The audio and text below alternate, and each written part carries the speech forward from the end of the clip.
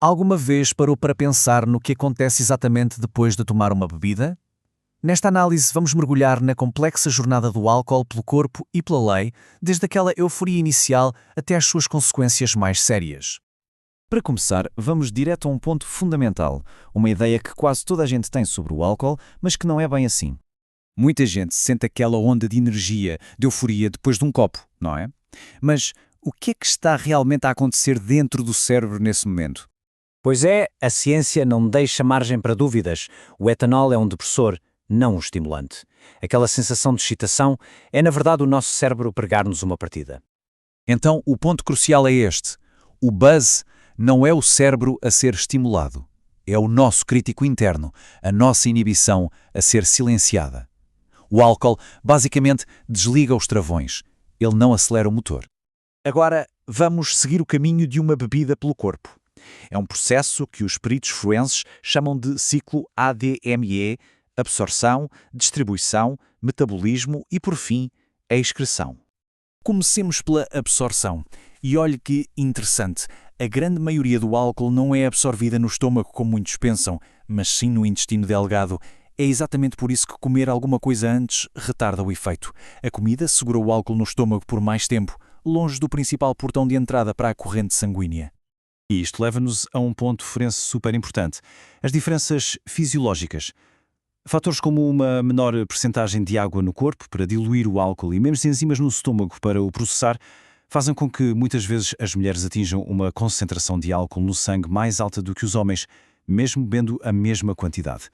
Agora chegamos ao metabolismo, e é aqui que o corpo encontra uma limitação bem significativa, um verdadeiro gargalo. Isto significa que não dá para ficar sóbrio mais depressa. Tomar um café forte, um duche frio, nada disso acelera o processo. O corpo tem um limite de velocidade fixo para processar o álcool e não há como ultrapassar. E que limite de velocidade é esse? Bem, para fins forenses, a estimativa padrão é de uma eliminação à volta de 0,15 gramas por litro de sangue por hora. É uma taxa incrivelmente constante e previsível. À medida que os níveis de álcool no sangue sobem, o corpo começa a dar sinais. Sinais muito claros, que os especialistas organizam em fases bem distintas. Esta tabela é um clássico da medicina legal. Ela mostra como o comportamento muda conforme a concentração de álcool aumenta e usa umas analogias com animais que são bem fáceis de lembrar. Vamos ver cada uma delas. A primeira fase é a do macaco. É a fase de euforia, do excesso de confiança, mas que esconde um perigo enorme. Os reflexos já estão a piorar, o que a torna perigosamente enganadora, especialmente para quem conduz. A seguir, a coisa fica mais séria. A fase do leão.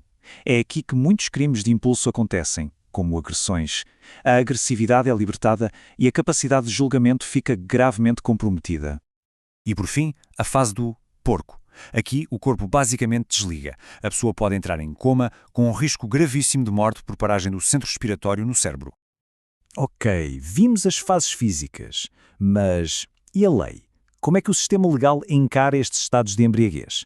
A resposta, na verdade, resume-se a uma palavra: intenção. A lei faz uma distinção muito, mas muito clara. A não ser que a pessoa tenha sido intoxicada contra a sua vontade, por exemplo, forçada ou enganada, ela é considerada totalmente responsável pelos seus atos. E o nome jurídico para isto é actio libera in causa.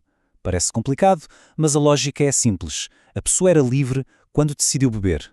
Portanto, a responsabilidade pelos atos que vêm depois, mesmo num estado de confusão, é dela. A causa foi livre, logo a ação é imputável.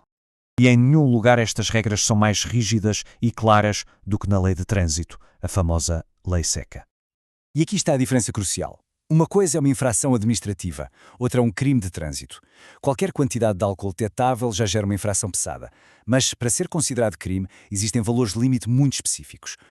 Vamos aos números. No exame de sangue, a linha que separa uma multa pesada de um processo criminal é traçada nos 0,6 gramas por litro. A partir daí, as consequências são muito mais graves. E no teste do bafómetro, o mais comum, o limite criminal é de 0,3 mg por litro de ar. É um número muito preciso e ultrapassá-lo muda completamente o cenário legal para o condutor. No fim de contas, todo o sistema legal se baseia nesta ideia central e poderosa. A escolha foi feita antes, a responsabilidade vem depois. E isto deixa-nos com uma reflexão final. Se a sensação que chamamos de euforia é, na verdade, os centros de controlo do nosso cérebro a serem desligados, o que é que isso diz sobre as decisões que tomamos sob essa influência?